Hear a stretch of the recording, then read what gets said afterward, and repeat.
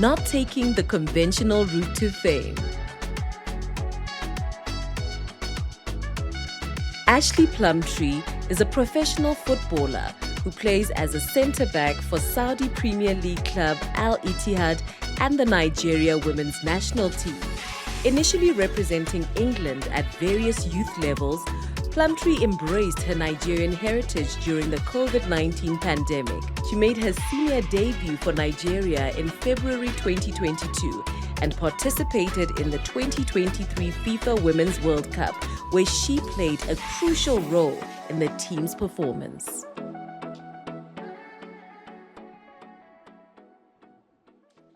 Yeah, I mean, my professional journey is probably only within the last, I want to say 5 years, but like you said, I started playing when I was 4, and it was always recreational for me. Like I was always playing just for fun.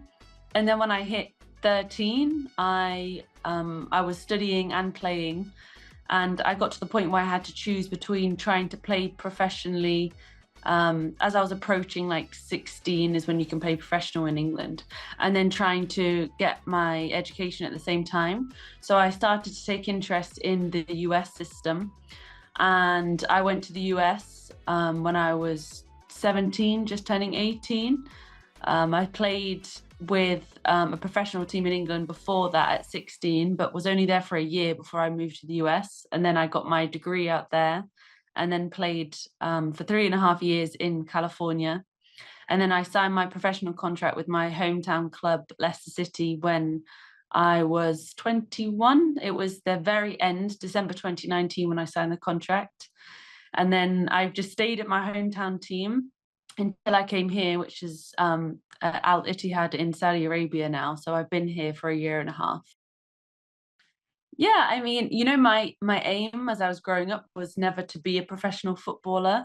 I just, like I said, I just kind of played just for fun, really. I grew up really competitive in many sports, but it was football which became the sport that I sticked at. But I think when I got to a point where it became more professional and there was more demanded of me, I think the challenges came from, honestly, like what I wanted from football. So a lot of my challenges, obviously a big part from a football perspective, is injuries. I've had quite a few. I'm very tall, so I think I get a lot of like injuries because I'm so tall. So I've had a lot of tendon issues, even to the point like last year I had surgery on my Achilles and I missed out on the Olympics with the Super Falcons last year. So that was pretty tough. So that's just, I guess, one example. But a lot of a lot of the challenges have come from, like, the whole point of this talk is the fact that I've challenged the normal route that I guess most players would take.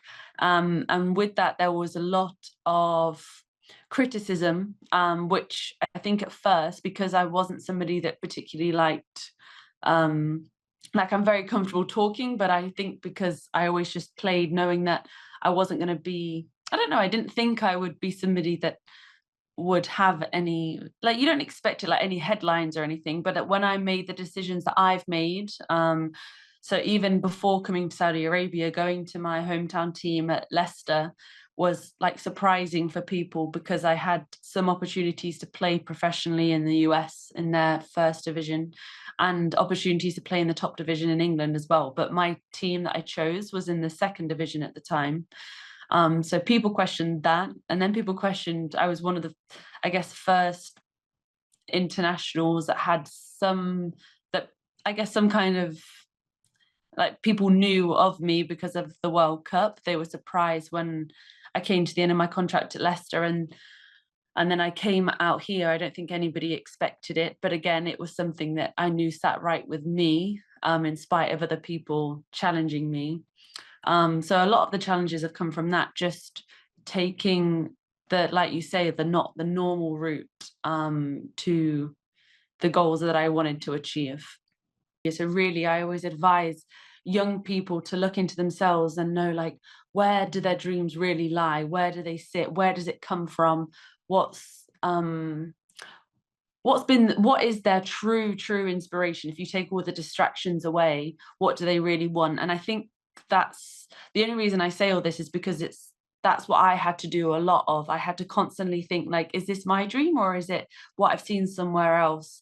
So that's why I think I always challenge the normal route to success, let's say, because I knew that some paths of that many other players have taken have been fulfilling for them and successful for them, but it wouldn't have sat right for me. Like, I've had to pave out my own journey for what I really wanted. So I'd suggest, like, all the young girls in all over Africa, like, fundamentally keep enjoying what you're doing and try and learn as much about yourself as you can while playing. So not just as a footballer, like, what can you discover about yourself by playing, and then that fuels you in a way that you probably will never be able to realize to get to the goals that you had initially.